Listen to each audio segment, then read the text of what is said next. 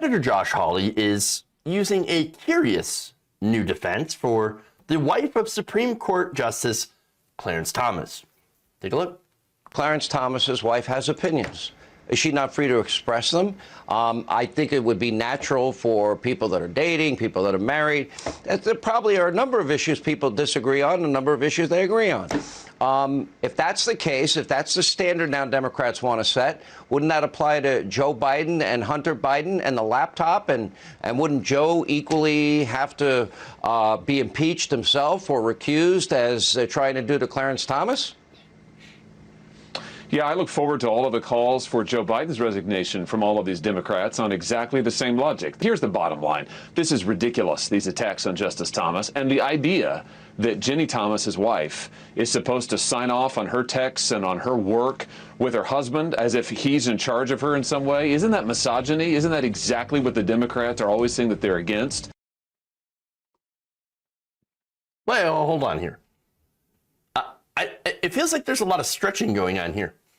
It's almost like watching a yoga class going on here. Oh yeah, stretch, gonna stretch here. Ah, it's sexism. Oh yeah. Oh, it's just an opinion.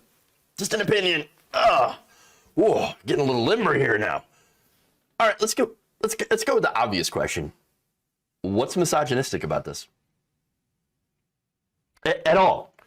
Look, it's not just that Ginni Thomas had opinions. No, you can have opinions, of course. No, it's not just about having opinions, right? What she was doing is actively strategizing with the White House Chief of Staff, Mark Meadows, on how to overturn the election results. That's not just an opinion. That's actually doing something. All right?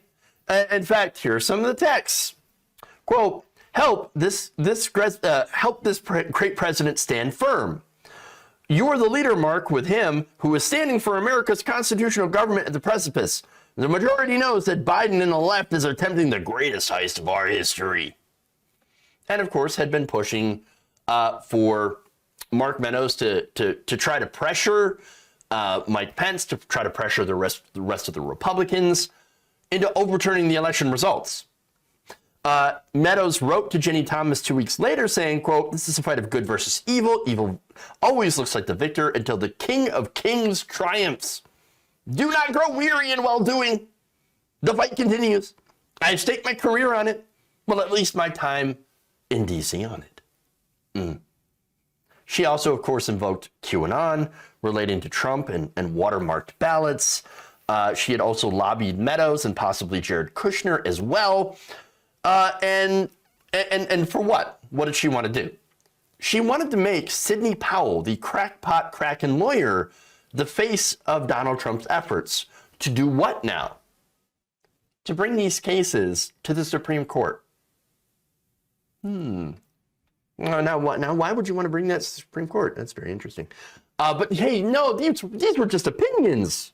Yes, just opinions. But no, not just opinions. She was using her influence, i.e. having her husband on the Supreme Court, to push the Trump campaign and to bring that case in front of her husband. Well, I would think that that's a little bit more consequential than just having an opinion.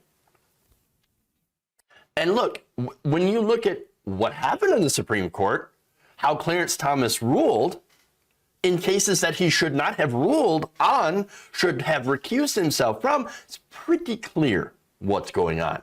He repeatedly participated in cases that went to the court directly or indirectly involving election results. There's a conflict of interest. And to show how he may have been influenced, one of the court's recent decisions in January, which required that Trump's White House records, the White House records that went to the January 6th committee, some of them including these texts, be turned over to the House committee at the Capitol. There was one justice that disagreed with this. You want to guess who that was? Clarence Thomas. Well, gee, if he had no idea that her texts and her involvement would be involved or uncovered, why did he vote against releasing the records? Why would he vote against that? Very curious indeed. But no. Sean Hannity wants you to believe that this is just a coincidence. It's just a coincidence. And Hawley, he wants you to believe that it's sexism. Sexism. Now, it's obviously neither. No, what this is that Justice Clarence Thomas has a clear conflict of interest, trying to protect his wife. Now, they also wanted you to tie this into Hunter Biden, to think that this is the same thing as Hunter Biden. Now, Hunter Biden's been a very naughty boy. We have talked about this. Now, it would be a conflict of interest. It would be something that would be bad if the president, or at the time the Vice President Biden, had been personally involved in trying to protect Hunter Biden. But he didn't. Now, it would also be a conflict of interest if Joe Biden were to make favorable policy positions and push favorable policy in regards to the people that were paying Hunter Biden. Notably, Chinese, Ukrainians. Now, do we have any evidence of that? No. And let me get into the details in this. Just to be very clear. Now, the Washington Post recently reviewed Hunter Biden's financial arrangement with CEFC China Energy and confirmed some key details, as well as located additional documents showing Biden family interactions with Chinese executives.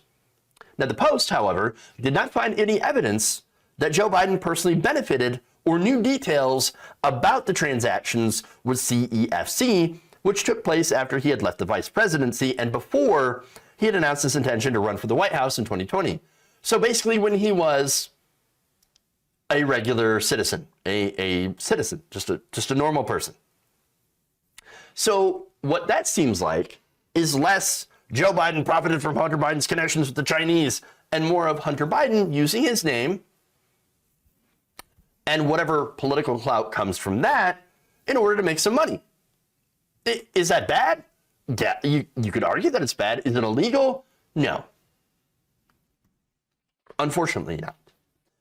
Now, if there was, again, actual evidence that Joe Biden was profiting off this deal personally, and he's not, or making policy decisions based on his son's work, then that would be an ethical issue for a vice president or president, and that would be an issue. Now, another issue, if President Biden stepped in to stop these investigations, or to speak out against them, or tried to influence those investigations, or did obstruction of justice, well, then again, those would be huge issues, right? None of those things have happened as far as we know. None of that's happened. Again, Hunter may be a bad boy, but in this case, it's got nothing to do with his dad. And so why would Joe Biden have to step down as a result of what Hunter Biden did that has no connection to him? So again, the situation with Ginni Thomas is different because we're not talking about guilt by association, right? In this case, being a family member. What it is, it's the fact that he was ruling on cases involving his wife in order to protect her. What he should have done is recused himself because of that conflict of interest, but he did not. In fact, Charles Gay, a legal ethics professor at the University of Indiana in Bloomington, said this about this case, quote, "There's a difference between having a spouse who has an active interest in seeing the law changed and someone who is actually part of the story of the case." Look, I think that's a very good point. Because you do have political figures who have spouses or family members that might be activists and are like, oh, I want to get this law changed. I want to get this law changed. Now, does that present a clear conflict of interest? Not necessarily, no. Because again, while they have their opinions, right, and while they have an active interest, you don't have that other family member who does have a position of power helping them or hiding things for them, right? And so again, here's what Charles said, quote, "I don't know how someone could be impartial when their spouse is part of the record that may be before the judge." Gay notes that the federal recuser statute requires the judge to step aside when he or she has knowledge of disputed facts of the case. and Ginni Thomas's texts were part of the larger factual record that was produced pursuant to the January 6th committee's subpoena. Now, again, he didn't do that. Thomas did not recuse himself, and there's really no way to make him do that. There's actually no way to compel him because the court has no ethical rules. Isn't that amazing? For one, the Supreme Court doesn't actually have ethics laws that they have to follow. The Supreme Court has made it clear that it considers the judicial code of conduct as guidance that it tries to follow, but is not obligated to do so, and that each justice decides for him or herself when they should recuse. So he doesn't have to.